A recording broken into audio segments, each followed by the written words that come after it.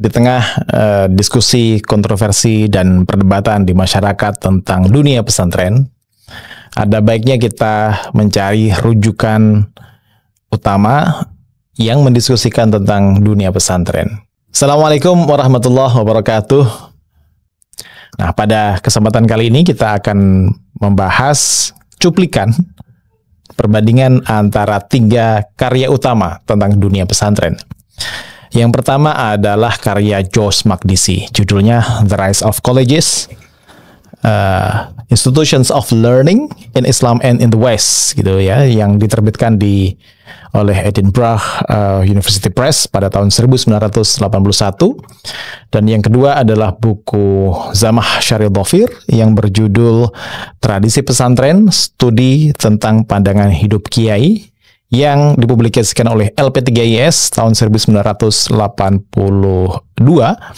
Dan yang ketiga, karya Martin van Bruynesen tentang Kitab Kuning, Pesantren, dan Tarekat, diterbitkan oleh Mizan tahun 1995.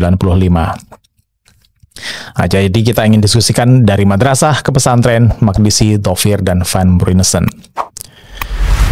Dunia pesantren di Indonesia nggak muncul begitu saja. Ia lahir dari perjalanan panjang tradisi keilmuan Islam klasik dari madrasah di Baghdad, khususnya Nizamiyah pada masa Saljuk, hingga pesantren di Jawa. Tradisi ini terus hidup dan menyesuaikan diri dengan perkembangan zaman. Jadi 3 tokoh atau 3 scholar, 3 sarjana ini akan membantu kita memahami warisan itu. Josh Makdisi, Zamah Syarif Dhafir, dan Martin van Bruynesen.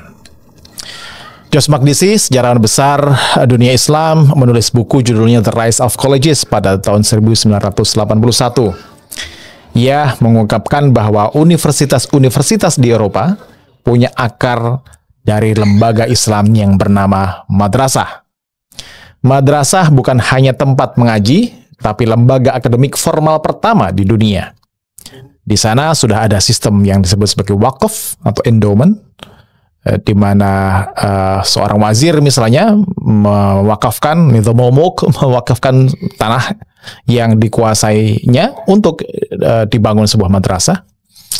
Izin mengajar atau ijazah, jadi seorang murid baru bisa mengajar atau dianggap punya kompetensi untuk mengajar kalau mendapatkan ijazah dari ustadznya, dari kiainya gitu. Dan metode debat ilmiah atau munadharah atau mujadalah gitu. Jadi perdebatan antar murid dengan guru untuk kepentingan pendidikan, antara satu scholar, satu ilmuwan atau ulama satu dengan ulama yang lain gitu. Itu adalah tradisi-tradisi yang sudah berkembang di madrasah, di lingkungan madrasah. Menurut Makdisi, bunga pengetahuan Eropa, the rose of knowledge in Europe, gitu, tumbuh dari benih keilmuan di dalam Islam itu tadi, melalui interaksinya misalnya di Baghdad, ketika orang-orang Eropa hendak mengunjungi Baitul Maqdis atau ke Palestina sekarang, mampir ke Baghdad yang waktu itu merupakan salah satu pusat utama peradaban di dunia. Sementara di Indonesia, Zamah Syarif Dhafir menulis buku Tradisi Pesantren, Studi tentang Pandangan Hidup Kiai, yang menunjukkan bahwa pesantren bukan sekedar lembaga pendidikan, tapi sistem budaya Islam Nusantara. Pesantren hidup karena 5 unsur, yaitu kiai, santri, masjid, pondok, dan kitab kuning. Namun yang paling penting adalah pandangan hidup sang kiai itu sendiri. Gabungan antara ilmu, kesalehan, dan ketulusan yang dimiliki oleh sang kiai merupakan sumber utama denyut nadi pesantren. Bagi Dhafir, pesantren bertahan karena mengajarkan bukan hanya ilmu, tapi juga adab.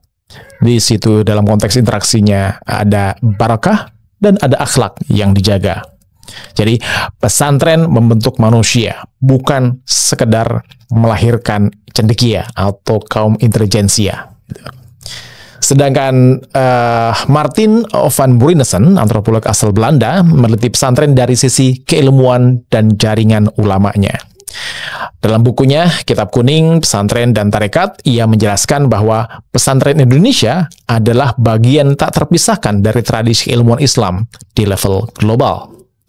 Santri-santri di Jawa mempelajari kitab yang sama dengan ulama di Mekah, di India, di Mesir, gitu ya, melalui yang disebut sebagai Kitab Kuning gitu. Lewat jaringan ini, pesantren menjadi simpul peradaban Islam dunia. Bagi Van Bruynesen, pesantren adalah warisan turoth atau tradisi keilmuan Islam klasik yang terus diperbarui, terus dikepok tularkan dari generasi ke generasi. Lalu, apa yang bisa kita pelajari dari 3 karya mereka ini? Makdisi menelusuri akar historis madrasah yang menjadi pondasi, menjadi pionir, atau menjadi embrio bagi lahirnya lembaga-lembaga pendidikan modern bahkan di barat gitu. Dan sistem tradisionalnya endowment tadi itu, wakaf, pengasramaan siswa atau santri dalam sebuah madrasah, sistem ijazah dan seterusnya tadi diwarisi oleh pesantren, dan Zamah Syarif Dhafir menjelaskan ruh sosial pesantren itu. Sementara Van Bruynesen meletakkan bagaimana pesantren ini tidak bisa dilepaskan atau dipisahkan dari jaringan keilmuan ulama yang tidak hanya terbatas di Nusantara, tapi juga ulama-ulama di dunia Islam yang lain, Mekah, Mesir, India, dan seterusnya. Jika digabungkan, ketiganya menunjukkan bahwa pesantren adalah jembatan antara Islam klasik dan modernitas dalam konteks Indonesia. Sebuah sistem pendidikan yang lahir dari iman, ilmu, dan adab. Pesantren bukan peninggalan masa lalu saja gitu ya, tapi sistem yang hidup dan terus dinamis. Ia juga beradaptasi dengan modernitas. Ia terus melahirkan generasi pecinta ilmu, penjaga moral, dan penyumbang yang signifikan bagi pembangunan bangsa. Dari Baghdad ke Jombang, dari madrasah ke pesantren, dari ijazah ke barokah, tradisi keilmuan Islam terus hidup.